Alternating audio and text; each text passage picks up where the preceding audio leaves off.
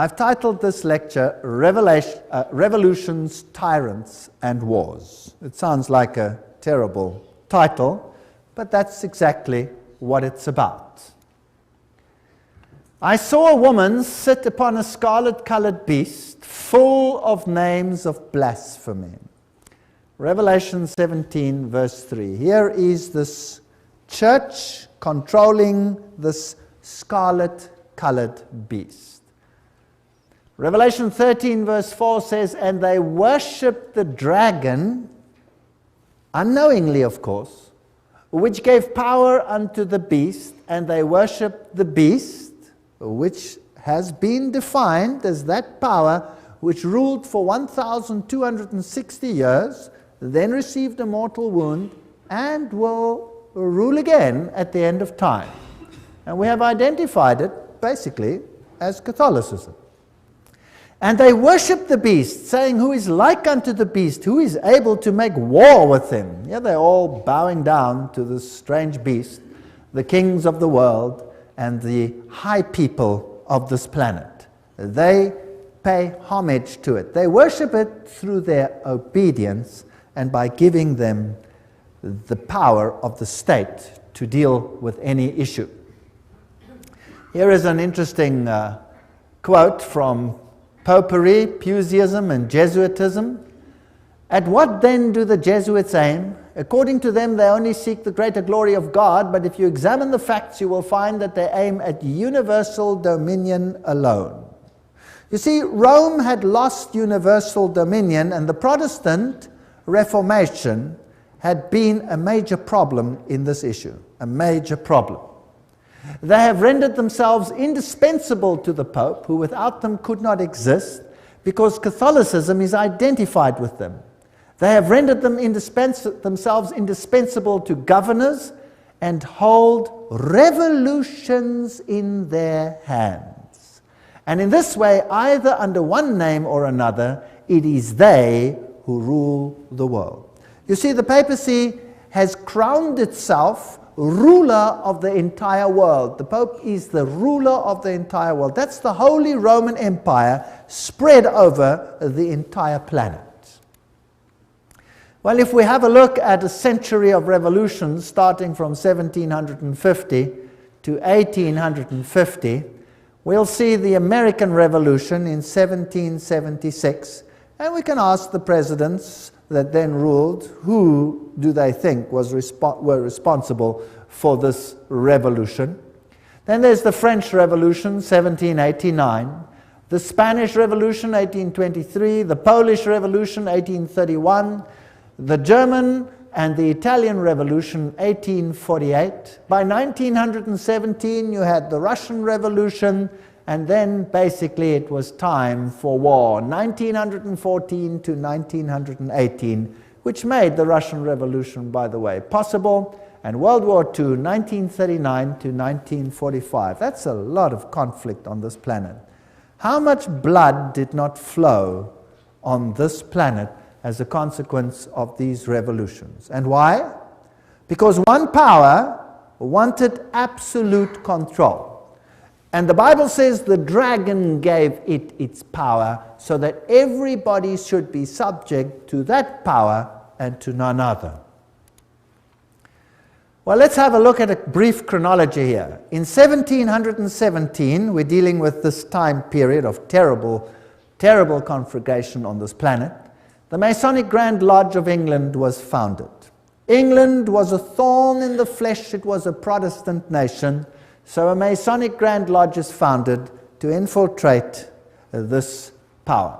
1721, the first Masonic Lodge was founded in France. 1731, Benjamin Franklin was initiated as a Freemason. 1738, the Roman Catholic Church condemns Freemasonry. Now that's a brilliant move. That's called dialectic thinking. You create an organization, you ban it, your insiders belong to the organization, but the outsiders see that you have distantiated yourself. It can't be your fault. You see how clever that is? Whereas at the Vatican, all the lodges remained and all the cardinals were members, but not the goyim. It was to be a Protestant army under the control of the Jesuit order, and we did an entire lecture on that, and you can get it, the one on who's behind the secret societies. By 1758, Sir Francis Dashwood founded the Hellfire Club. Benjamin Franklin visits England to discuss the future of American colonies with Dashwood. 1768, foundation of the rite of strict observance. That's the 33-degree level of Freemasonry by Baron von Hunt, based on the Templar tradition. So that's an interesting point. And then Frederick of Prussia, Frederick the Great, I don't know what was so great about him, but nevertheless, founded the Order of the Architects of Africa and uses the title Illuminati to describe his neo-Masonic lodges. So that's just a brief history as we're going along. 1770, Benjamin Franklin was elected Grand Master of the Nine Sister Lodge in Paris. 1771, Grand Orient Masonry was founded in France. 1776, Order of the Perfectibilists, or Illuminati, was founded. Notice they call themselves perfect. The American Revolution starts. So by 1776, they had put everything in place. 1778, Peter I founded the Secret Circle. 1785, Grand Masonic Congress allegedly plotted the French Revolution. The Illuminati was banned in Bavaria, or went underground there.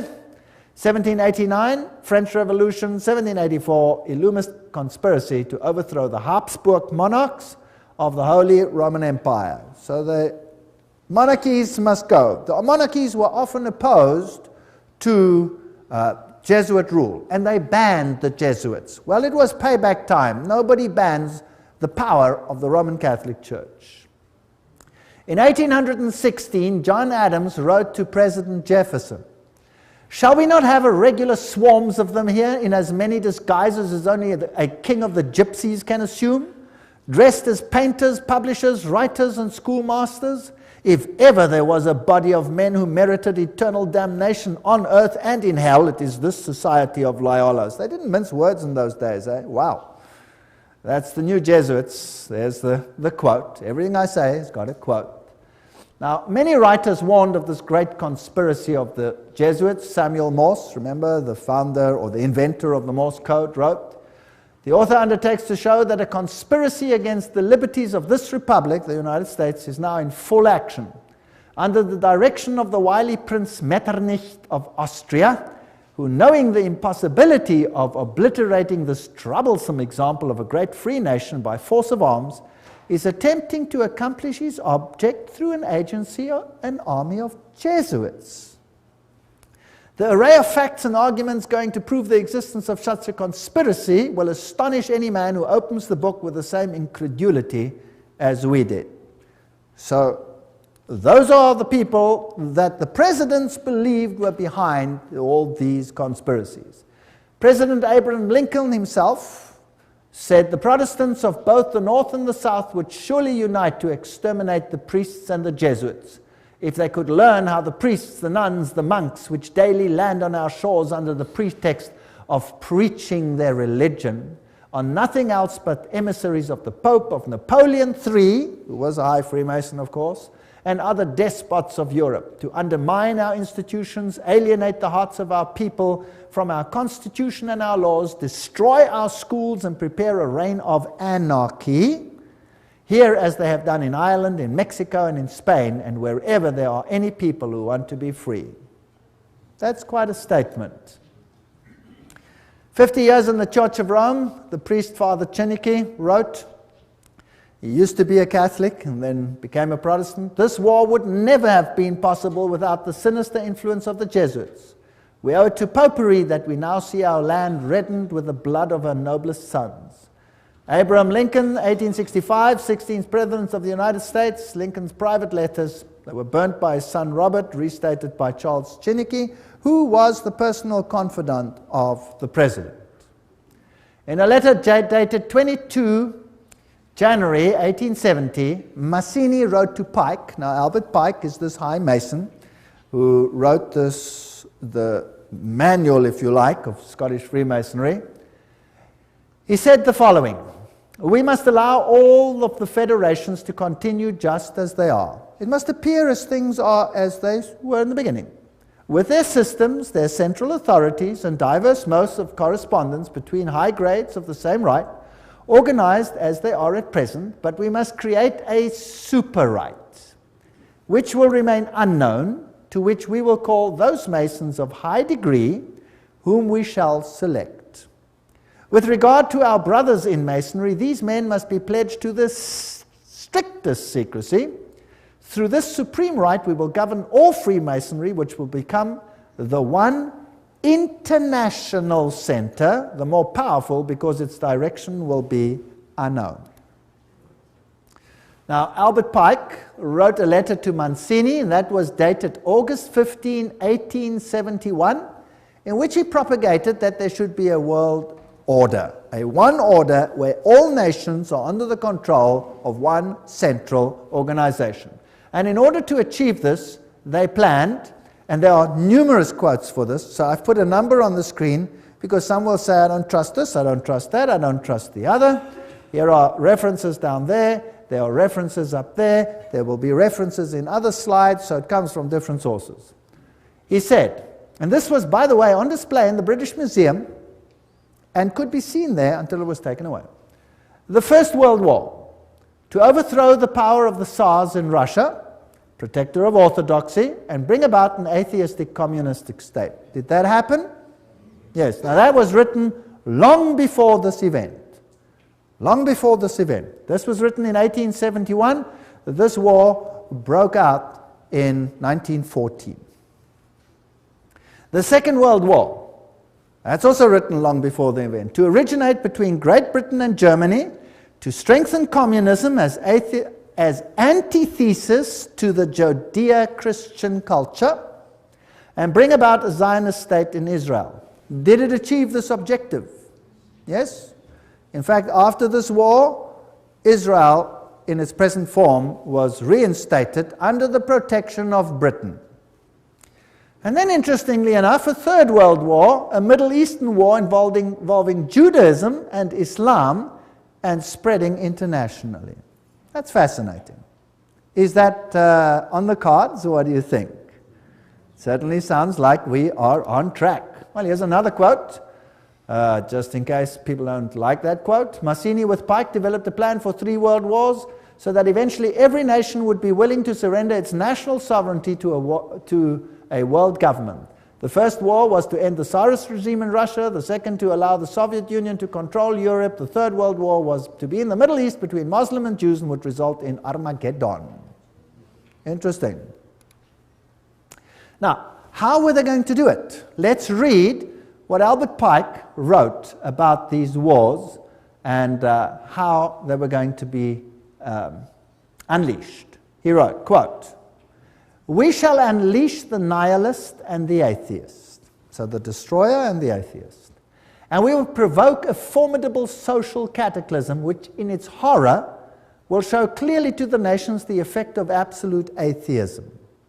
Origin of savagery and the most bloody turmoil. Then everywhere the citizens obliged to defend themselves against the minority of revolutionaries will exterminate these destroyers of civilization, and the multitude, disillusioned with Christianity, will receive the pure light through the universal manifestation of the pure doctrine of Lucifer.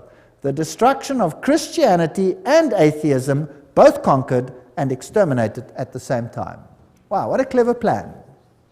So you rub the two systems which you create up against the other. You create atheism as an antithesis to the Judeo-Christian culture. You have these two clash until they rub each other up, and then out of that you will get a new world order where you have a new religion which is far more esoteric and actually honors Satan. Isn't that a rather clever plan? Well, it's very successful. That is why Ordo ab Cao is the verse, if you like, that Freemasonry uses. This is one of their documents, remember, that I photographed in a Masonic lodge. And Weishaupt is the father of Jacobinism. You will remember that we spoke about that in Revelation chapter 11. And Jacobinism was the power that propagated the French Revolution. And we did this in Revelation chapter 11, where the Bastille was stormed, liberty leading, the goddess of reason was enthroned instead of Christianity. So Christianity was removed and another reign began. The monarchy was deposed, and Louis and his wife lost their heads, the beheading of Marie Antoinette, and that put an end to that monarchy. Then Robespierre, he headed the Jacobin clubs, and a reign of terror commenced, which in its bloodshed and its violence rivals anything that we have seen to date. The great philosopher, if you like, of the French Revolution was Voltaire. Now you can look it up in any Encyclopedia Britannica. They will tell you who Voltaire was. He was a Jesuit. They will say, of course, he was a renegade Jesuit that left the Roman Catholic Church to write against it. No, no, no. He was just playing the role perfectly, because they were setting up an antithesis. Do you remember the promise that a Jesuit makes? That I will take either side and do it perfectly, as long as in the end the Mother Church wins. Well, to hold the pen is to be at war. The social contract, man is born free and everywhere is in chains. One man thinks himself the master of others, but remains more of a slave than they are. That's true. But what if you created the slavery in order to create the misery, in order to create the revolution? Isn't that possible? So the philosophers come together and they write a new constitution for this planet called Human Rights. The Declaration of Human Rights, 1798. Declaration, Human Rights. You have the all-seeing eye of Lucifer. You have the serpent with a tail in the mouth, the life-giving serpent, the eternal serpent. And you have this funny little Jacobin hat over there on the end of the spear. If you look at the whole thing over there. And then you have this bundle of rods tied together, which are called what? Do you remember what they were called? Fasciae. Fasciae. Bundle of rods tied together. And on top of the fasciae, you have this funny little hat, which was the Jacobin hat. And that's what it looked like. There's a better representation of, also known as the Phrygian cap, once worn in ancient Rome by emancipated slaves as a mark of their freedom, and adopted in the Revolution as the red cap of liberty. Well, that's what they tell you. That's for the Goyim. Let me tell you what it really is. There it is. This is the god Mitra. And there he is slaughtering the bull. And he's using a dog, a snake, and a scorpion, which has got hold of the more delicate parts of this bull, and he's destroying him with unclean animals. This is a war against Christ. Now let's have a look on the side. What does his hat look like? It's the Phrygian hat. So this is Mithraism. And Catholicism is Mithraism. Mithraism was the religion of Persia, it was the religion of Rome, and it is the religion of the Roman Catholic Church. There are 7 grades in Mithraism. The highest grade is called Father. And then you got a congregation. Now, who in the Catholic Church has a congregation and is called Father? The priest, right? And he could be a member of various groups, and so can Catholic priests. They can be whatever. They can be Jesuits, they can be Franciscans, they can be Dominicans, they can be members of various other orders as well. So Cyrus the Great was the first one to bring out a human rights charter. Now the mortal wound, as we had discussed it in Revelation chapter 11, just to refresh your memory, 21 February 1798, Pope Pius is dethroned by Napoleon. His ring was torn from his finger and he died in exile. Now think about this. If Napoleon was a Freemason, then he was under control of whom? Of the Jesuit order. So who sent Napoleon to Rome to take the Pope captive? The Jesuit order. Why? Well, I've thought about this a lot. Within the Roman Catholic Church, there are numerous orders, and there has not always existed perfect harmony. In fact, the Jesuit order slowly took control of all the orders. The Knights of Malta, for example, did not lightly give up their power seat, but are now subject to the Jesuits. The Dominicans were at loggerheads with the Jesuits. For example, the papacy took the Inquisition away from the Jesuits and gave it to the Dominicans, which created tremendous tension. And in the French Revolution, it was the Dominican order that was destroyed there, not the Jesuits. They controlled the issue. So there were some issues within the church itself that also had to be sorted out to get complete control of the situation. It was even so that at the Council of Trent, many a Roman Catholic stood up and said, the Word and the Word alone. Don't think that everything in the Catholic Church has always been negative towards the Word. No. And Martin Luther must have made an impact as well. And so there were many that weren't in line. So the church itself needed a purging. And then there was another problem. And this problem was this, that the Reformation had fingered Rome as the Antichrist. Now, if the Reformation fingers Rome as the Antichrist, any move that seems to emanate from Rome will be looked at with what? Suspicion. So why not destroy the papacy, apparently, and then resurrect it with, and at the same time purge it of everything that is contra, and then resurrect it as a final power in complete control of these organizations. Does that make any sense? That would be a neat trick. And then anything that happened thereafter with a weak little papacy over there would be disregarded. It cannot be from them, it must come from elsewhere. That is how secret societies work. They walk behind fronts, behind fronts, behind fronts. So let's see what happened. By 1804, Pius watches Napoleon crown himself emperor. Napoleon then takes the Vatican States, so Rome is diminishing. By 1848, Mazzini attacks Rome, and Pope is exiled, Papal States are gone. So this power is gone. The Protestants literally relaxed, basically. Dangerous thing to do. Berthier takes the Pope captive.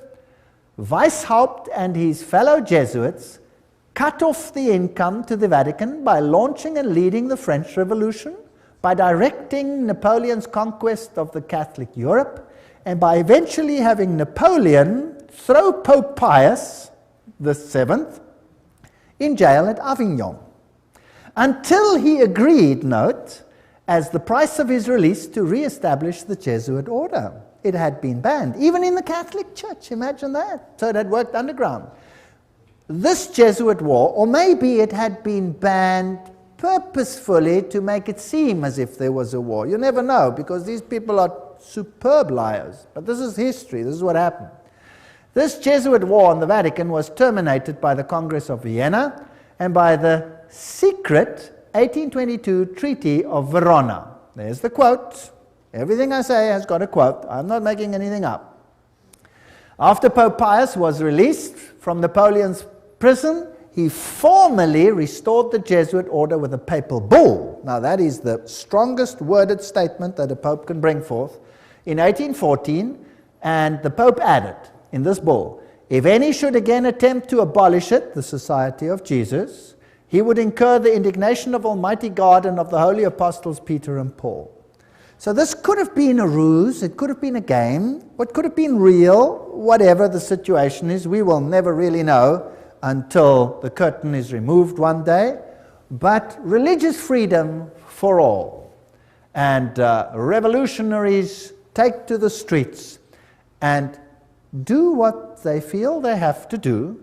Joseph Bonaparte, here he is, 1768, 1844, King of Spain, and he was Grand Master, Grand Orient in France.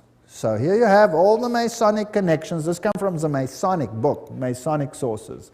Napoleon, himself a high Freemason, is now waging war in the whole of Europe, cleaning up the monarchies, and then he has a war with England. Now, who controls England by this stage? The Freemasons. So we have a battle of Waterloo, and these are the generals that fought on the two sides. Michel Ney and E. von Grouchy, they are on the side of Napoleon. High Freemason, Napoleon, High Freemason. On the other side, you have General Blücher. Those who are German will know a statement that goes, "Ran wie Blücher an der Katzbach," which means, General Blücher at the river Katzbach, he gave Napoleon blazes. High Freemason. And G. von Schnarrenhorst, High Freemason. They were all Freemasons. So this war, was it really a war, or was it a planned war? Now, who are the orchestrators of the First World War? Well, there he is, Kaiser Wilhelm I. What has he got on? This comes from a Masonic book. He's got his Masonic apron on. He's a high Freemason. That's what he was. Here is Kaiser Friedrich der Große. There he is, with his Freemason regalia from a Freemason book. They're proud that these kings were all Freemasons. So the whole war situation is being planned by Freemasons, who are being run by who? By the Jesuits. Now let's have a look at America quickly. Here is this grand building, the Capitol. There is the foundation stone, and it says, laid Masonically, September 17, 1932. Okay, so by that time, America was ruled by Freemasonry. Of course, the people are totally unaware. The institutions continue as before, but they are all being infiltrated. If you look at the architecture, the eagles, the symbolism, what you have is sun worship. You have Mithraism displayed here. The street plan of Washington is Masonic. You have the upside-down goat of Mendes in the street plan. Then you have the compass and the set square, and everything is in blocks of 13, and the Masonic temples are on the 13th Street, etc. The whole street plan of Washington is Masonically laid. So it's dedicated to Lucifer. Of course, the people are unaware of this. The White House is then built with this tremendous stela over there, the height of which is 555 feet. Not 666, that belongs to someone higher in Rome. This is 555. And isn't it interesting that 555 is the number that Hollywood uses? Have you ever heard when they say, what's the telephone number on any TV program or any one of those? Oh, it's 555, blah, blah, blah, blah, blah. Have you heard of that? It's dedicated to Hollywood. By the way, Hollywood is the wood they use to make a witch's staff. So it's dedicated to Lucifer. It's witchcraft. But that's just besides the point. So here is the stela.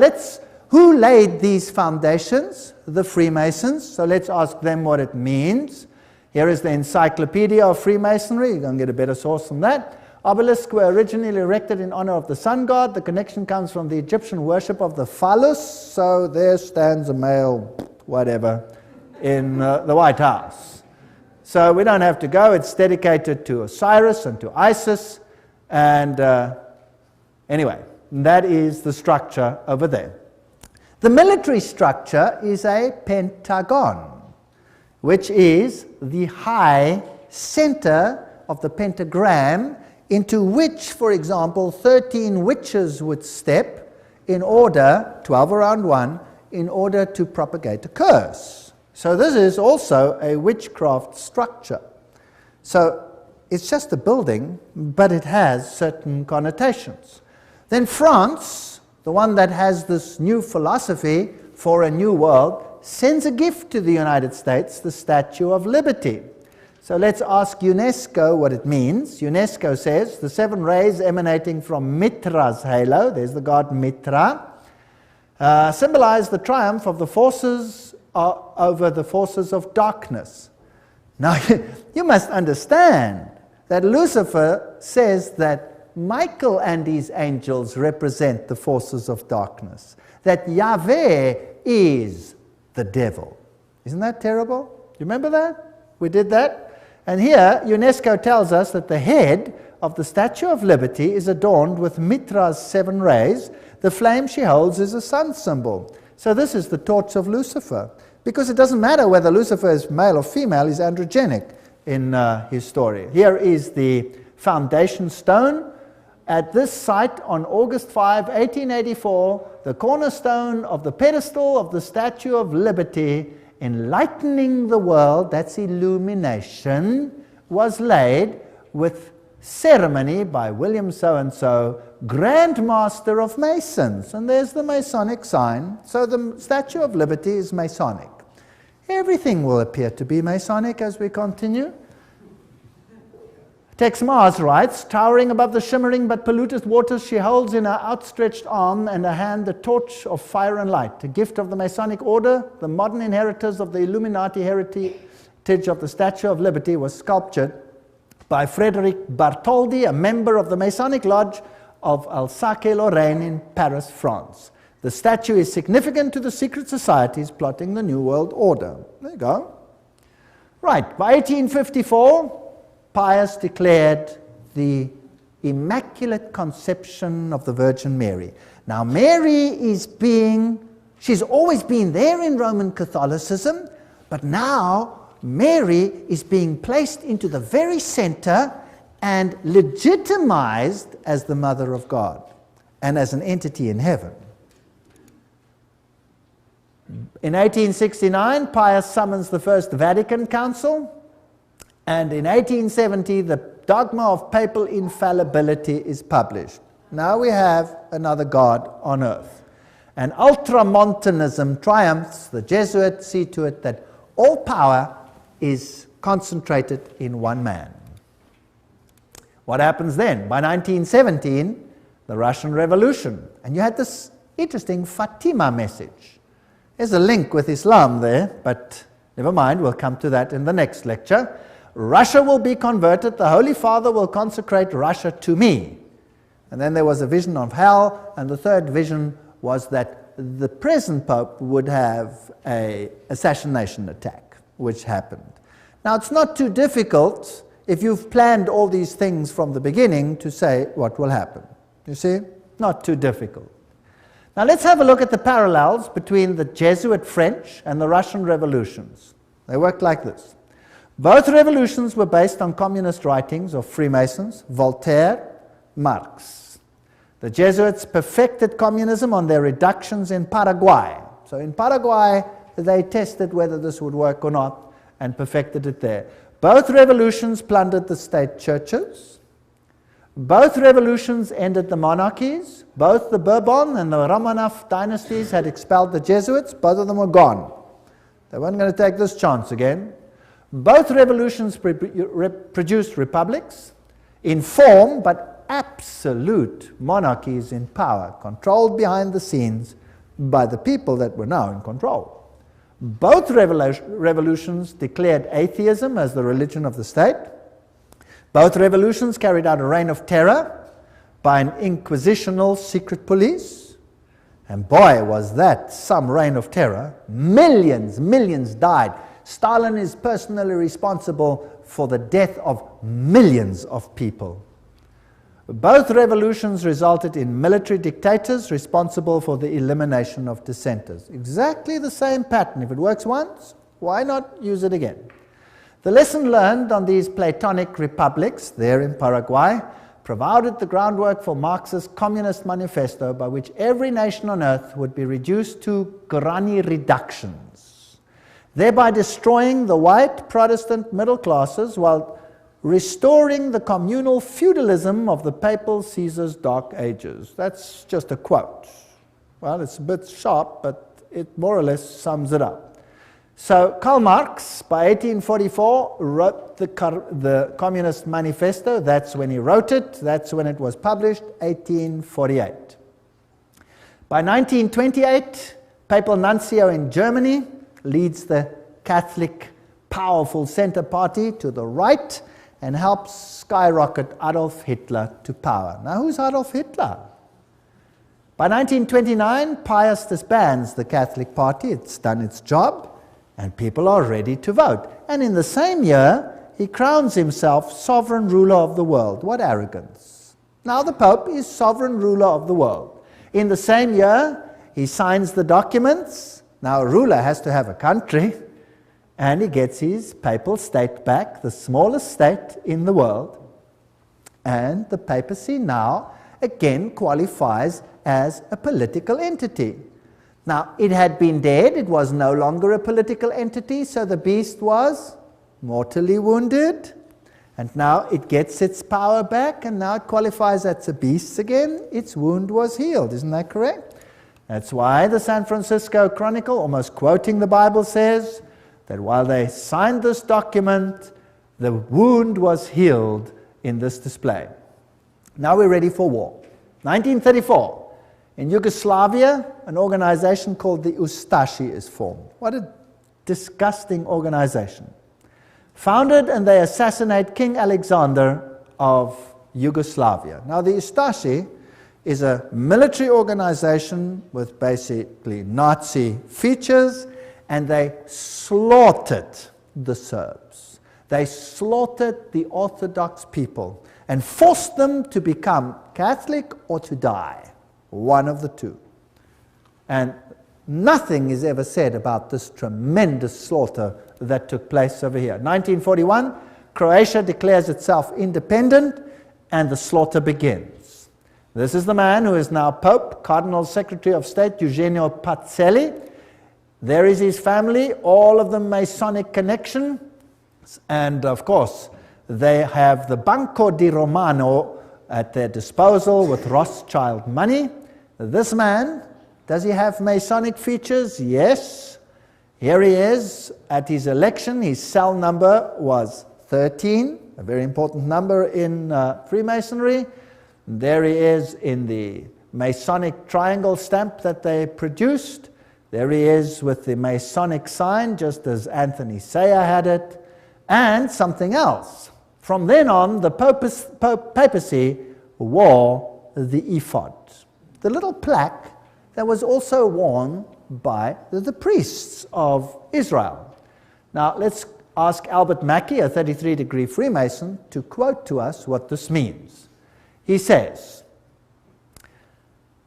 "The Grand High Priest of the Royal Arch Freemasonry from 1859, 1865 in the USA states in his standard work," this is him, states that the High Priest of the Royal Arch officially wears the ephod. So who's the High Priest of Freemasonry? And there is the Pope. Well, Pacelli visited the United States and conversed with this man, President F.D. Roosevelt. Now this is a lodge picture which should never probably have been released, and they're probably very upset that it has been released. But it shows Roosevelt in his full Masonic regalia. And there it shows him with his fez on his head, and he's receiving a Masonic handshake. Note the Masonic handshake. And interesting fez. We will come to that in the next lecture, what that all symbolizes, why they are wearing fezes. And he appoints Myron Taylor as special envoy to the Vatican. Now, let's have a look at the Freemason political leaders in the United States, and I'm just quoting from various sources and web pages. There will be different ones here, so you can check it out for yourself, to show you just who's control at the moment. We'll just run through them quickly and see what degrees they are. Bill Clinton, 33 degree. Newt Gingrich, 33 degree. Bob Dole, 33 degree. Jack Kemp, 33 degree. Storm Thurmond, 33 degree. Colin Powell, 33 degree. Jesse Helms, 33 degree. Barry Goldwater, 33 degree. Al Gore, probably 33 degree. Then another one over here, another one, James Monroe, Andrew Johnson, James Garfield, McKinley, Roosevelt, of course, William Taft, Franklin Roosevelt, Harding, Lyndon Johnson, Gerald Ford, Ronald Reagan, George Bush, all of them, Yitzhak Rabin, Yasser Arafat, Prince Philip, Duke of Kent, many others. Here's another source. Saddam Hussein, that's interesting, we'll have to come to him, 33 degree Freemason. Tony Blair, 33 degree. Gerhard Schröder, Prime Minister of Germany, if you like, President, 33 degree. Benjamin Netanyahu, 33. Yasser Arafat, 33 degree. Ronald Reagan, Gorbachev, Helmut Kohl, Shimon Peres. Helmut Kohl is also a committee of 300. Francois Mitterrand, 33, was Grand Orient Lodge, of course. Yitzhak Rabin, Willy Brandt. All of these old ones were Freemasons. Some more. Joseph Stalin. He was Illuminati. He was a member of the Grand Orient Lodge. Leon Trotsky, Grand Orient Lodge. Kissinger is a member, committee of 300. J. Edgar Hoover, 33. Cecil John Rhodes. Aleister Crowley. Walt Disney was a 33-degree Freemason.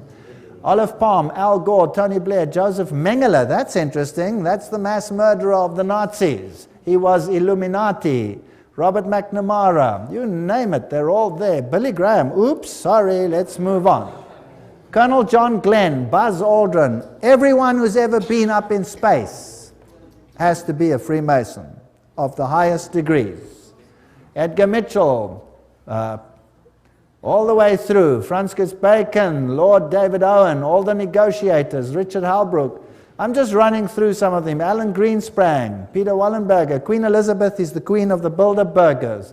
Prince Philip, Queen Beatrix, she's the committee of 300. Prince Bernard of the Netherlands, committee of 300. And so we go on and on and on and on. Ted Kennedy, Rockefeller, David Rockefeller, Teng Hui, Baron von Rothschild. Hillary Clinton is 6 grand dame. She's a very high Freemason. Albert Pike, of course, you know, Bertrand Russell, Otto von Habsburg, Weishaupt, all the way back. Here is Edgar Hoover. President Dwight D. Eisenhower there honors him with the 33 Grand Cross at the special White House ceremony. They're not ashamed of any of this.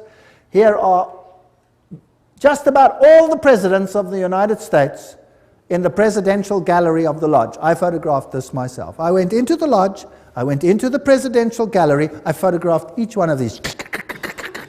And then, me? Not me. Anyway, there they all are as Freemasons. If we look at the American dollar, some very interesting things happened under the time of Roosevelt.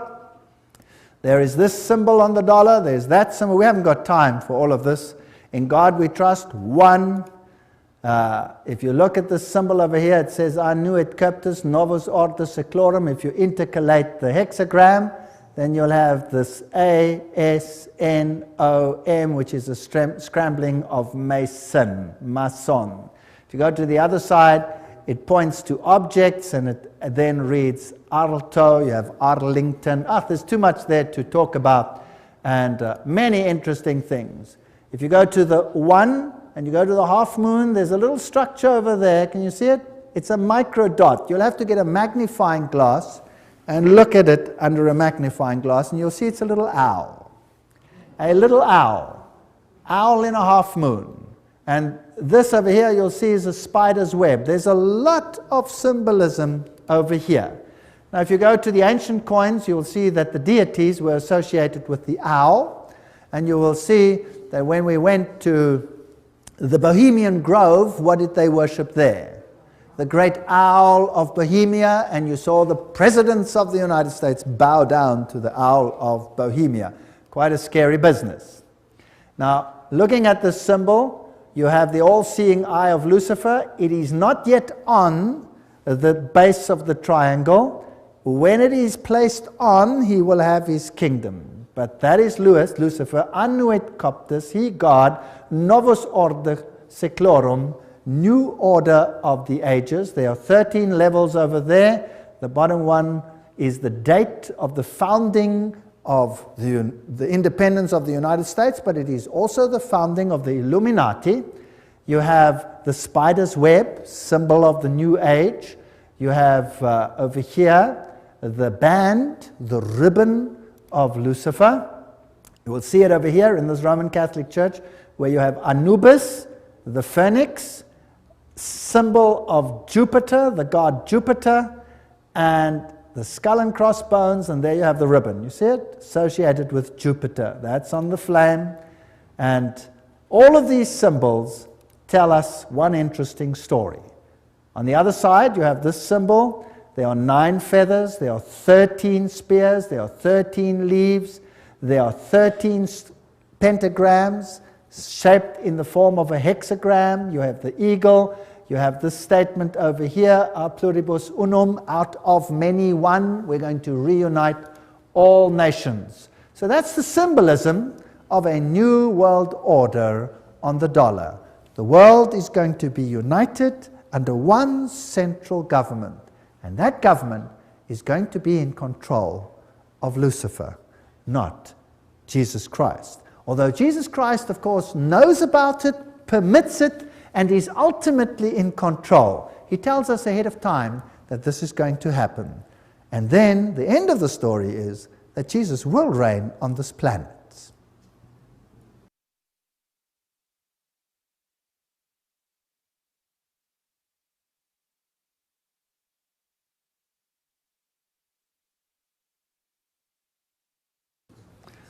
In the previous section, we were looking at the symbolism on the US dollar, and we saw how all of this symbolism is Masonic and appeared on the dollar note after the time of Roosevelt. Revelation 13:11, and I saw another beast coming up out of the earth, and it had 2 horns like a lamb, and he spoke like a dragon. We're going to deal with this prophecy in detail in another lecture. It exercises all the authority of the first beast, which we will find will be Roman Catholicism before it, and causes the earth and those that dwell in it to worship the first beast whose deadly wound was healed. So here was now a Protestant ally that would enforce papal doctrines. But that's in another lecture, complete lecture, called Two Beasts Become Friends. If we look at the architecture even, it is interesting. That is St. Peter's. That is the Capitol building. The architecture is identical. Of course, the building itself was designed, the American one, by Freemasonry. And Freemasonry is in control by whom? The Jesuit order. Now let's have a look at some of the symbolism over there and some of the interesting issues. We are now ready for the Second World War, and the 3 main role players of the Allies are this man over here, Winston Churchill, and he was a what? 33-degree Freemason. We saw Roosevelt in his full Masonic regalia. He was a 32 or 33-degree Freemason. And then we have Stalin, who was, of course, Grand Orient member, so 33-degree Freemason. They're all on one side. Extract from a report by Ambassador Harriman in Moscow to the State Department, June 30, 1944. Stalin paid tribute to the assistance rendered by the United States to Soviet industry before and during the war.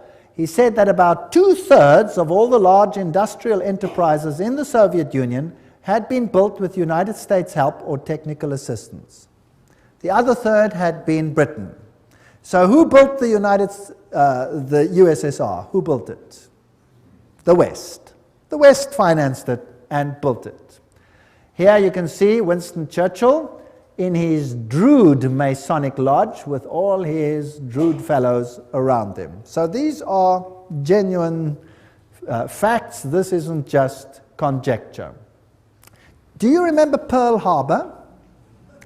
Well, fortunately, the 50 years of Secrecy Act are past, and so now we know for a fact, because this has been revealed, that they knew that Pearl Harbor was going to be attacked. Is that correct?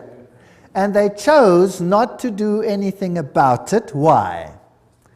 Because they needed an incident to start a war.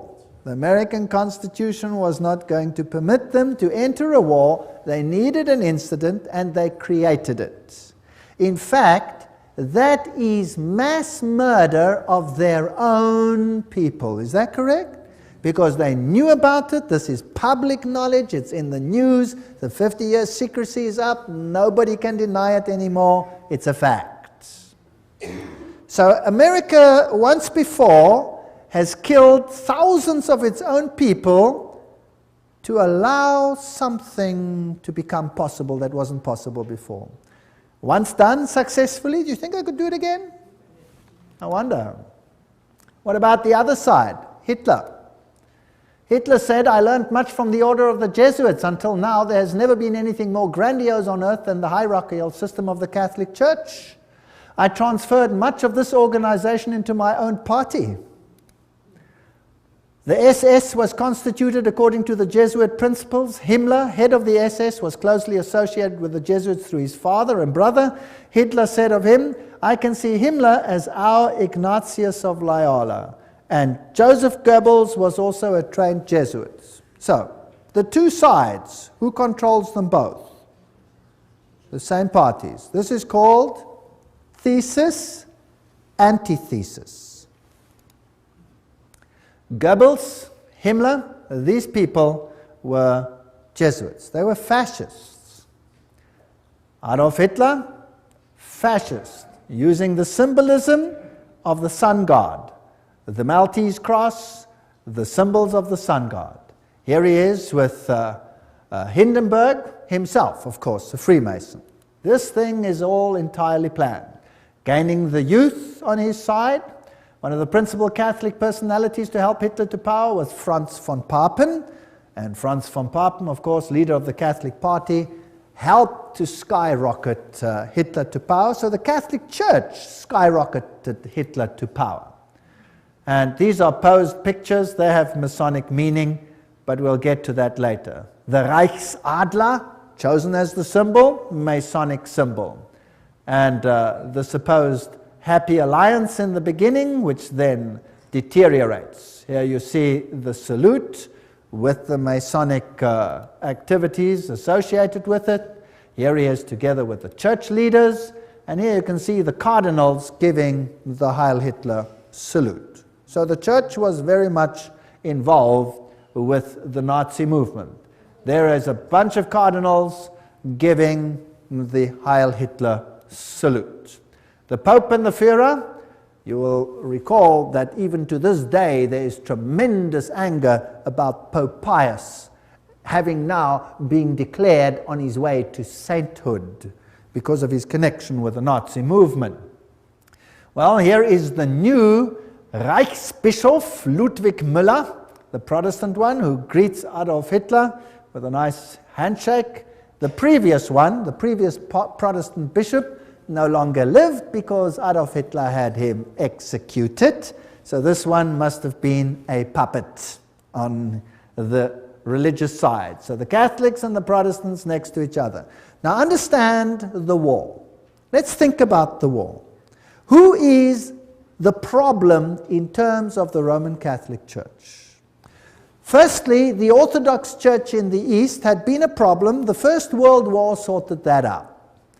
The Tsar had been removed, and the Orthodox Church had been subjected, as were all the churches, to make it look right, by atheistic communism. But the leaders of communism were all Catholics. In fact, I have traveled in many of those countries, and the old people all told me, now we understand why the leaders of the communist regimes, why they all attended the Catholic Church. Why, if they were all atheists, were they such good Catholics? Well, this mighty army is built up, but Germany is divided. The north of Germany, and particularly the east of Germany, is all Protestant. They're Lutherans. And they are skeptical of the papacy. Whereas the south of Germany is all Catholic. In the Orthodox countries, like the entire USSR, you have the Orthodox Church controlling the mindset of the people. Now, since the takeover of communism, that has been reduced or subjected, and the Orthodox Church has been subject to the state. Now comes this mighty war. The symbols being carried here are the symbols of Lucifer. They're also used in theosophy. There you can see them. There's the swastika, the all-seeing serpent. And Adolf Hitler himself was a tremendous occultist. Of course, as a Jesuit insider, he would be. But of course, his outer garb of religion was Catholicism. You'll find the same swastika on the foot of Buddha. And, as I recall, as I told you before, it was a Jesuit priest, Father Stempfler, not Hitler, who really wrote Mein Kampf. So a Jesuit wrote the book. The SS has the same symbols as the skull and bones people. The skull with the crossbone, meine Ehre, heißt Treue. My honor means Treue, to be loyal, loyalty. The SS had been organized by Himmler according to the principle of the Jesuit order and became basically the new, if you like, Inquisition. And anybody who did not obey the system was destroyed. Now we read much in the literature about 6 million Jews who were destroyed. But we read nothing about 2.5 million of the most brilliant people in Germany, all the professors, all the intelligent, highly educated Germans who were killed by Adolf Hitler. You see, thinking people cannot be tolerated in such a regime. Downgrade the mindset. We must have serfs and elite. Goyen, catechumens, cattle, and then the super illuminists. How irritating. Remember that the Jesuit magazine, Civiltà Cattolica, house organ of the Jesuits, says quite frankly, fascism is the regime that corresponds most closely to the concept of the Church of Rome. Fascism is fascinating, excuse the pun. Fascism has one central leader. You see, Pope eventually, one central leader, total control over the people, yet the people believe that they are free because they are getting everything that they require. Unlike communism, they may have property rights, but the property rights are qualified, and I'll come to that in a later lecture in case you are duped into that. Now here are these fasciae. Let's have a look at them. The bundle of rod accompanied by an axe or a spear, which symbolizes power over life and death, carried by the Roman official as symbol of authority. Under the Republican conflict or praetor, starting on an expedition, he took his vows on the Capitoline Hill, where the Vatican sits today. This is very symbolic.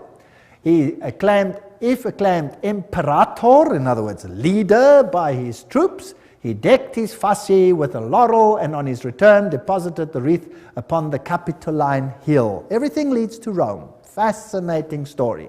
So where you find the fasciae, you must know that Rome is behind it. Fascist regimes use the fasciae. So fasciae can look like that with an axe, or the axe can go through, or it can be a spear like it was in the French Revolution. These are fasciae.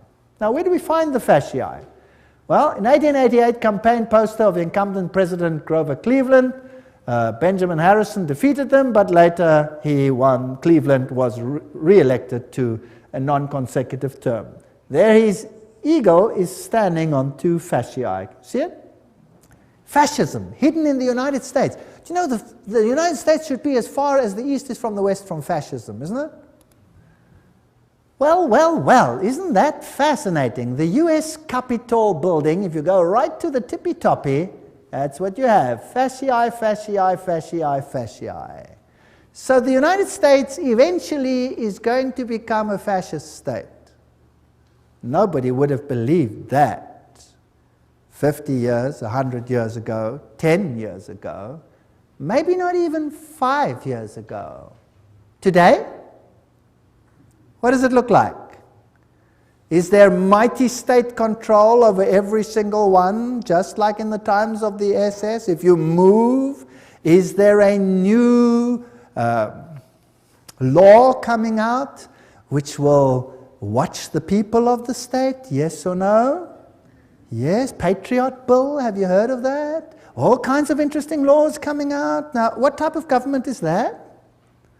Interesting. There it is. Did you know that the fasciae here, fasciae behind the rostrum podium of the House of Representatives in Washington, D.C., note the back of the chair resembles a golden axe. There it is, the axe and the fasciae.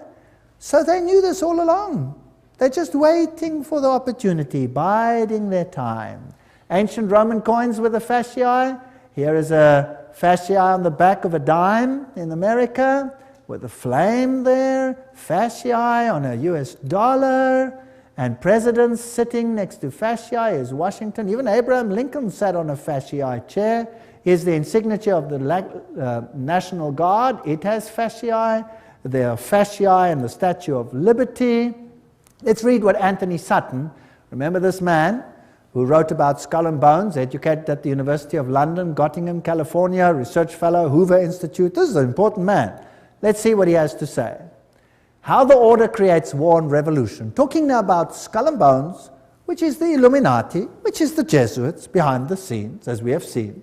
Operational history of the order can only be understood within the framework of Hegelian dialectic process. Hegel, the great man who said, always create two directions. Thesis, antithesis, rub them up against the other. Who cares how many people die in the process? Then you have synthesis. Then you get what you actually want. From this axiom, it follows that controlled conflict can create a predetermined history. For example, when the Trilateral Commission decided managed conflict, etc., we read this quote before, so I'll just skip it. The synthesis, that's which comes together, sought by the establishment is called the New World Order. Without controlled conflict, this New World Order will not come about. Random individual action of persons in society would not lead to this synthesis. It's artificial. Therefore, it has to be created. So you hear about a war here and a war there and a revolution here and a revolution there. Revolutions have to be financed. You never hear where the money comes from to finance them. Who finances the revolutions? Who runs them? You see?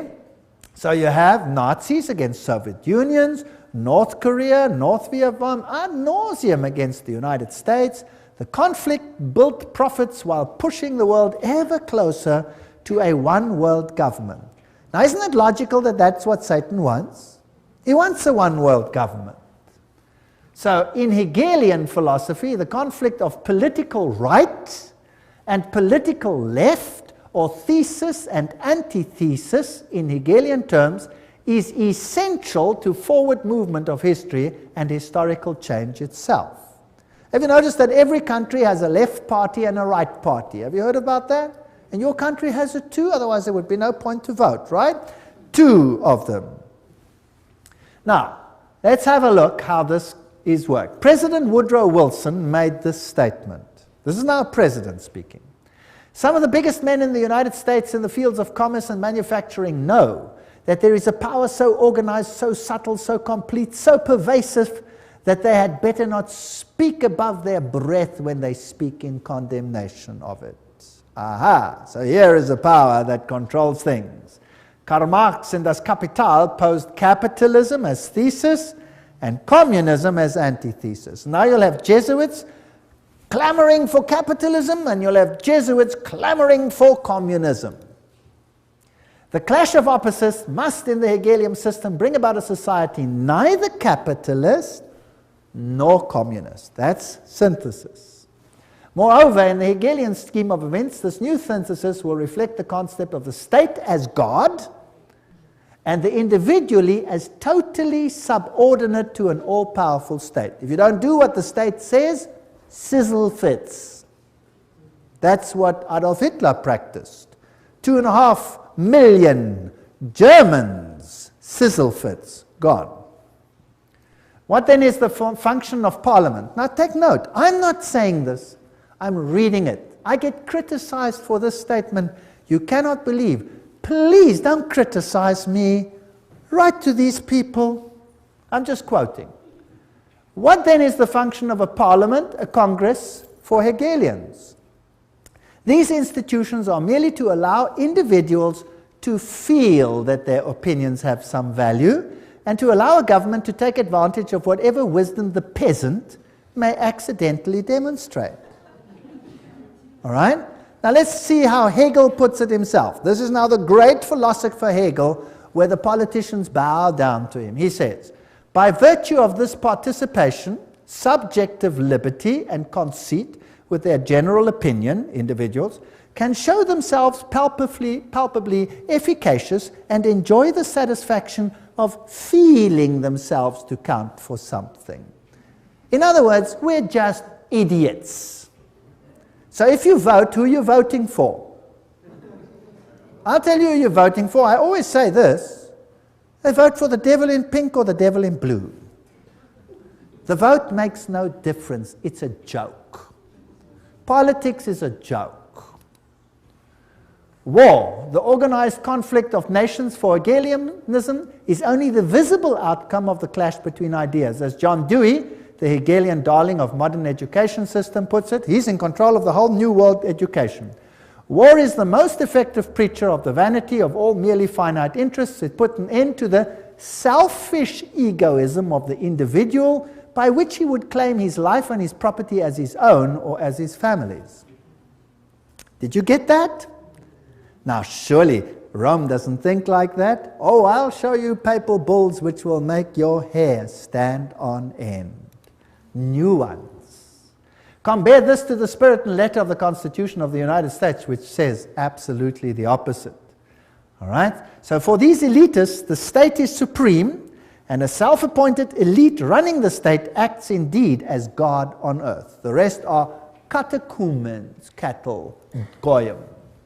College textbooks present war and revolution as more or less accidental results of conflict, but they're never in Western textbooks will you find the evidence that revolutions need finance, and the source of the finance, in many cases, traces back to Wall Street. Operational vehicles for conflict creation, the key to modern history is in these facts. The elitists have close working relations with both Marxists and Nazis. They play on both sides because what they have created is just a game. In this memorandum, we will present the concept that world history, certainly since 1970, reflects deliberately created conflict with the objective of bringing about a synthesis, a new world order. So let's have a look how it worked. Here's the order. The thesis is Marxist Russia, Second World War now. The antithesis, Nazi Germany. Who financed them? Who financed the Russians? Guarantee Trust Company. Who financed the Nazis? Guarantee Trust Company. And then you have Harriman, formerly of Harriman and Company, etc., etc. Same people over here. Harriman, Nazi interests. Same people finance both sides. Then you have the Bolshevik Revolution, 1917 and 1933, Hitler's ascension to power, conflict between the two, tremendous profit, and the result, post-World War II, United Nations as the first step to a new world order. There you have it. Beautifully. Financed by the same sides. By 1948, the atomic race. By 1950, Mary receives pilgrim status. 1950, Francis Matthew calls for nuclear war with Russia, and they start arguing between the two of them. Notice how many were killed by Stalin. Among the 1,766,188 victims up to the beginning of 1922, figures obtained from the Soviet documents, nearly 5,000 were priests, teachers, nuns, etc. of the Greek church. As soon as the persecution extended to the millions of Lutheran, Reformed, Baptist, Methodist, and especially Mennonite Christians, the circulation of the Bible is not only strictly forbidden, but punishable by exile. So that's what Stalin did. Stalin killed millions. We hear of 6 million Jews. Well, think in terms of 30, 40, 50 million people when you think of Stalin, the greatest mass murderer this world has ever seen. And Foster Dulles, President Kennedy, what is the story there? Well, here is Kennedy, and he's married to this young lady, Jacqueline Kennedy, and they are setting up the United States for a tremendous conflict in the end, and every president has to play the game. Eventually, this president dies, and this one takes over, Lyndon Johnson.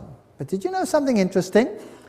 A president has to swear on the Bible when he takes over. Did you know that Lyndon Johnson refused to swear on the Bible? What did he swear on? Lyndon Johnson is sworn in as president by Judge Sarah D. Hughes. Just an hour after the assassination, Judge Hughes brought a small Bible for the swearing-in ceremony, but it was substituted for a Roman missal, mass book, that was found on the plane. So he swears on a Roman missal, he refused to swear on the Bible. Doesn't that tell you something? Isn't that interesting? I find that very interesting. Now, why did that president have to go? He was a Roman Catholic, after all. Is it possible that not all Roman Catholics are so easily duped? Here's the motorcade as it travels along. Here you have Mrs. Kennedy helps the Secret Service agent, Clint Hill, climb into the car at the back when the president was shot. And here are the roses she received. Very interesting. Here is Dallas, 11/22, on November 22, 1963. John Fitzgerald Kennedy, 35th President of the United States, visited Dallas. That's interesting. Also the number 11 over there. That's the building. Here's the building from which he was apparently assassinated, from that window, so they say. There it is, a little bit larger. And here's the plaque where they have written what happened over here. On November 22, the building gained the national notoriety when Lee Harvey Oswald, and somebody did the trouble to underline allegedly, shot and killed President John F. Kennedy. And most people don't believe that Lee Harvey Oswald shot the president. The president's car came down the street. That tree was not yet there and was apparently shot from that window over there. And it happened approximately where I'm standing relative to this picture. Now notice as he comes down here, he's traveling on this side of the road. And imagine hordes of people standing on either side. And here is a little uphill. And when you go further into the hall over here, there was a picket fence. And if you looked from the picket fence, you could look down onto this street. And apparently, when the shots were fired, over 100 people, including the police, didn't run this way, but ran up this embankment towards the picket fence. Now, why did they run to the front of the president and not from behind the president? Apparently, they say, Lee Harvey Oswald shot him from behind, and he was the only one who shot, and he shot from behind, and he hit him over here. A very, very fantastic shot, by the way, if it is so. It only has a little problem. The president's head didn't go forward, it went backwards, and it hit him here in the throat. And there was a small entry wound in the front and a huge one in the back. So from where was he hit? From the front or from the back? He was hit from the front. Not only that, there were shots from other places along the side, and there was an intercalation which all hit the president. There is even evidence that the driver himself, who happened to be left-handed, rotated and shot the president himself with a pistol as well. He had multiple shots. Of the witnesses that ran towards the picket fence, over 100 of them, almost all of them, except for one or two ladies who were ridiculed, were assassinated themselves. Is that not strange? Wouldn't you think that was strange if all the witnesses died strangely? Well, this is one of the biggest cover-ups that probably ever occurred. Here's the picket fence. And when you're looking there, that's how it was. Someone behind the picket fence would shoot. And this would be the view from the picket fence. I'm now pretending to be there. I took these pictures myself. And the cross would be there. So he would shoot the president at this short distance and hit him from the side front. Now it's interesting that the president's head jerked to his back and to his left. Bah! Like that. That means that he must have been shot from the front side, right? Isn't that logical? All right, now am I saying this or is this public knowledge? This is public knowledge. And yet it is denied by government because they have one culprit, Lee Harvey Oswald. There's the place where he died, straight shot from the picket fence. Now, let's have a look how J.F. Kennedy died. And let's look at the television production of this issue, and then you make your own opinion. If we can have the sound on.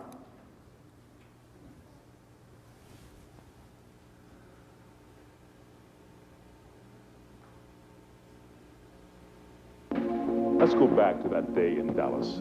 The day was November 22nd, the time shortly before noon. At first the crowds were thick, but as the motorcade approached Dealey Plaza, it was here that the motorcade violated the Secret Service's own rules. As the car turned, it slowed from 40 miles an hour to 7. It was precisely then that gunshots blasted out. For 6 seconds, the occupants of Kennedy's car were struck by bullets. Kennedy grasped for his throat. He grabs for his throat. Kennedy's head exploded, driven with great force backwards and to the left. Then and only then did the president's car accelerate and speed off. Lyndon Johnson, the new president, ordered a federal commission to investigate the crime. The Warren Commission had given us the official version. Lee Harvey Oswald had acted alone. But if all 3 shots had come from behind, then why did the president's head fly backwards? Why did so many people, including policemen, run not towards the book depository where Oswald was, but towards the picket fence? If the Warren Commission was right, why did so many witnesses claim to see something completely different from the official report? As many as 177 people died simply for knowing too much. The moment Kennedy was killed, a massive cover-up went into operation. Witnesses were threatened and many were killed. Bill Hill interviewed immediately afterwards. Shots rang out, and he grabbed his chair. There was an interval, and then 3 or 4 more shots rang out. By that time, the motorcade had sped away. With us now is Gene Hill. He was closer to the president's car than anyone else at the time of the shooting. Ms. Hill is a Dallas grade school teacher and has feared for her life for the last 29 years. I understand that 2 men claiming to be Secret Service agents interrogated you after the assassination. What were you asked? They asked me what I had seen. I told them that I'd seen the president hit, that I saw a shooter from the knoll, and that I'd heard 4 to 6 shots. But they told me I didn't hear but 3 shots. Were you ever interviewed by the Warren Commission? Oh, yes. I was interviewed by Arlen Specter, who, well, he tried very hard to discredit everything I said. He accused me of all kinds of things, from like a shabby marital affair to seeking publicity to just downright lying. We found the real facts, and certainly no one in the intervening 25 years has disproved our basic conclusions. It was Specter who came up with the so-called magic bullet theory, which tracks one bullet going through both Kennedy and Texas Governor John Connally. The bullet was later discovered virtually intact on Connally's hospital stretcher.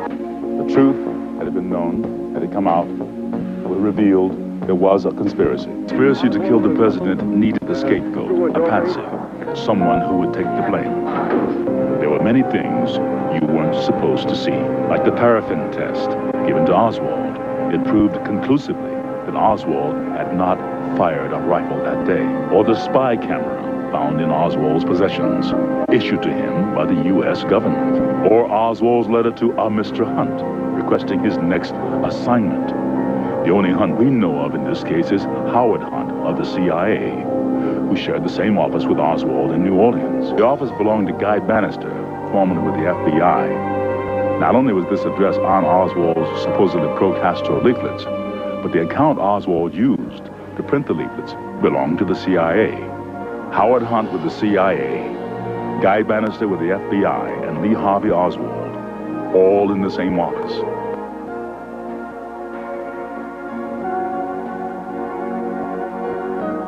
Kennedy's motorcade was arranged to make 2 turns, taking him directly into a triangulation. The first shot came from the picket fence. It hit Kennedy in the throat. The second shot came from the Dow Tex building, next to the book depository. It entered Kennedy's back. The third shot came from the southwest corner of the book depository, 7th floor. It hit Connally. The fourth shot came from the Dow Tex.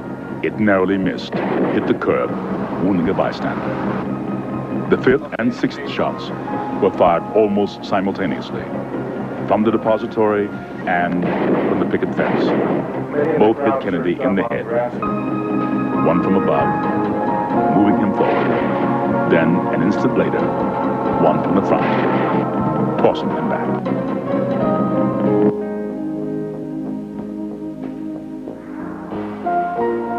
Here you see the passenger in the front turning back, looking at the president. Instead of jumping back to assist him, he turns forward. The driver's now rotating.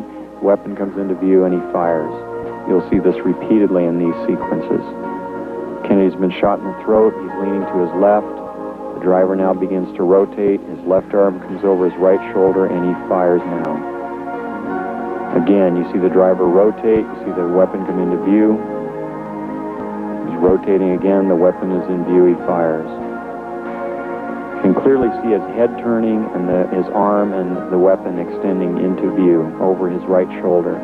One of the first activities of William Greer after the presidential limousine arrived at Parkland Hospital was to attain a bucket and a sponge and water and begin to wash the blood and brains off of the presidential limousine. There's a new theory about the assassination of John F. Kennedy. A government scientist says police audio tapes provide new evidence of a second gunman. If it could be proved that the sound on the tape was a gunshot and that, in fact, it came from the grassy knoll, then it would provide some evidence that there was a second gunman in addition to Lee Harvey Oswald. But so far, few who agree with the conclusion made by Thomas. Hello? Yes, Rick. Go ahead, please. Yes, I'd like to know why it's taken so long for this information and the truth to be exposed. First place, it hasn't been exposed yet, and I don't think it ever will be. Secrecy in government is designed for one purpose and one purpose only. Not to keep the enemy or the opposition from knowing what's going on, but to keep the American people from knowing what is going on.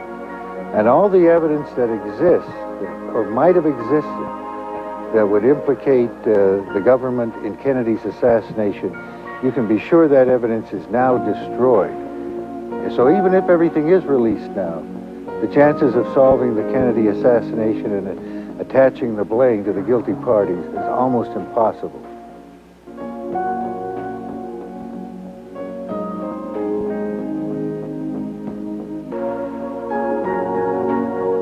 Kennedy was changing the status quo. He decided he could no longer trust the CIA. He was transferring covert operations directly to the Joint Chiefs of Staff. Shortly after that, he fired Allen Dulles, who had been the Director of Central Intelligence since 1953. Kennedy continued to make enemies as he pulled back from world confrontation. He ordered U.S. troops out of Vietnam. This was an incident that took place. Well, you saw that driver rotate, if you could see it. It was very difficult. You could see his head go back. You could see all these things. Vatican Assassin says, but after the failure of the Bay of Pigs invasion, President Kennedy changed due to his betrayal by the Jesuit Council of Foreign Relations in the person of McGeorge Bundy. He sought to break the CIA into 1,000 pieces. Now the CIA would be like the SS. Why break that? Then he called for a return to America's currency to the gold standard. That was a major problem that would stop the Federal Reserve. And another thing that he said, I will separate church and state. I think that was a big mistake that he made in the eyes of the Jesuits.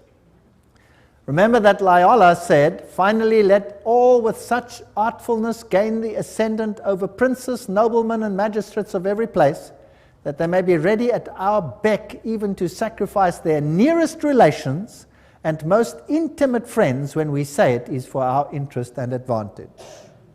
That's fascinating. We know, of course, that Jacqueline Kennedy was raised in a Jesuit convent, but let's leave it there. One of Nixon's main speechwriters during 3 whole years was Jesuit father, the Reverend John McLaughlin, who wrote Nixon's speeches at a salary of $32,000 a year, which was a lot of money at that time. And the next presidents, one of the next ones, Gerald Ford, there's his own signature, 33-degree Freemason. I took this picture myself in the Masonic Lodge. There he signs it, 33-degree Freemason. These people are not who they say they are. And when we look at him, and we look at these handshakes that they have, and the Holy Alliance between the papacy and the United States of America, this is, by the way, a signal picture, and Reagan appointed this man to be representative to the Vatican.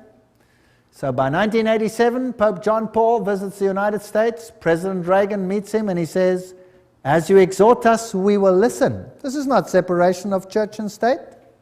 For with all our hearts we yearn to make this good land better still. The Pope is quoted as saying, I come as a friend of America and of all Americans, Catholics, Orthodox, Jews, all men of goodwill. Well, interesting. Here he is together. This, by the way, also a Masonic signal picture, but we won't go into the details. That's also a Masonic signal picture. We won't go into those details. How do they plan their trips? Let's ask them. Here's Ronald Reagan planning his trip to this president of Russia. And then in September, Gorbachev proposed a pre-summit meeting in Reykjavik, Iceland. Washington agreed. The astrologer fixed the time and the date of departure, and at 9:45 on October the 9th, Reagan flew to Reykjavik. For instance, if you have very bad Saturn, you should cultivate Jupiter so that... Wow. He's now acting like Nebuchadnezzar. Let's call the astrologers to tell us when this meeting should take place. You know, the 11th is a very important date. Presidents die on it. Buildings collapse on it. It's very interesting. My Pope, Pope Paul II, I confirm for you as the Pope of my secret. The Pope about whom I spoke to the children during the apparitions. The Pope of my love and my sorrow. This is what Mary apparently said to the children at Fatima. This is the Pope of the secret, or this is Mary predicted that he would have an assassination, this Pope, and the modern channels through Father Gobi say that this is the Pope of the promise. Well, Malachi Martin, in the Keys of this Blood, this is a pontifical work, writes, clearly the new agenda, heaven's agenda, the grand design of God for a new world order had begun.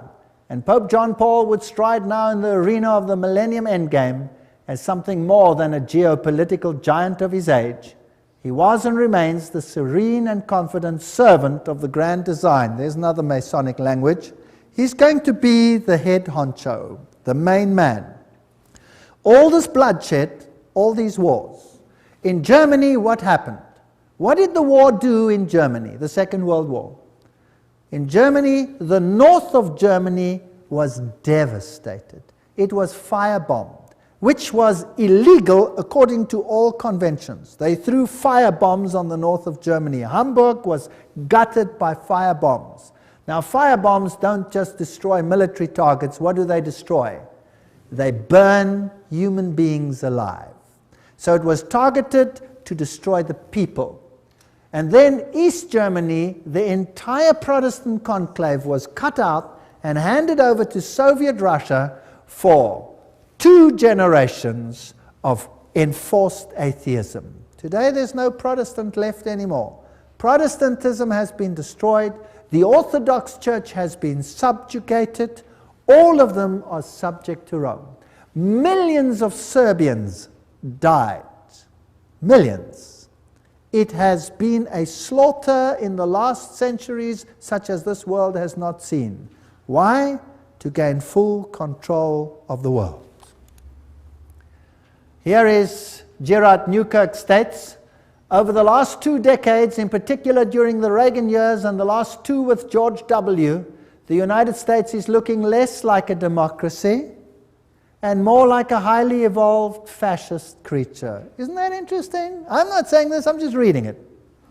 Devoid of the idiosyncrasies and shortcomings of its progenitors where they practiced this, this form of fascism has a propaganda machine that is arguably the most efficient the world has ever seen. We are in an interesting time frame. And here you see George Bush with the Pope. Here you see the Prime Minister of England with the Pope. All these 1,000 points of light. 33-degree Freemason, skull and bones member, Illuminatist. 33-degree Freemason with the Pope. And now let's have a look at this picture. Here is President George W. Bush with the Pope under the picture of Ignatius Loyola.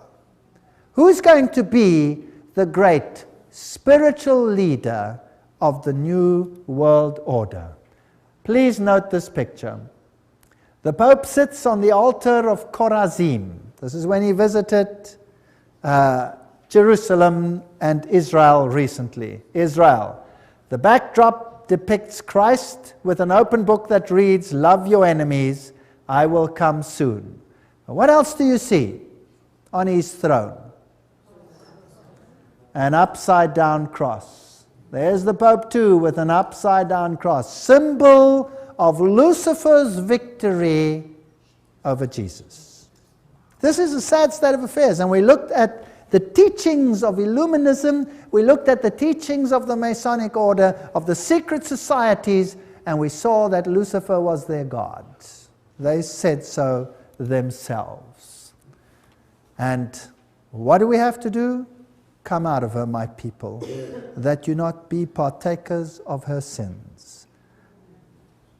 I believe that we are on the threshold of history. I believe that the final events are unfolding. And I believe that we need have no fear, because God said that He would give them the opportunity to show their true colors. The final apostasy against God will end in the greatest victory the universe has ever seen, and the kingdom of God will soon be ushered in.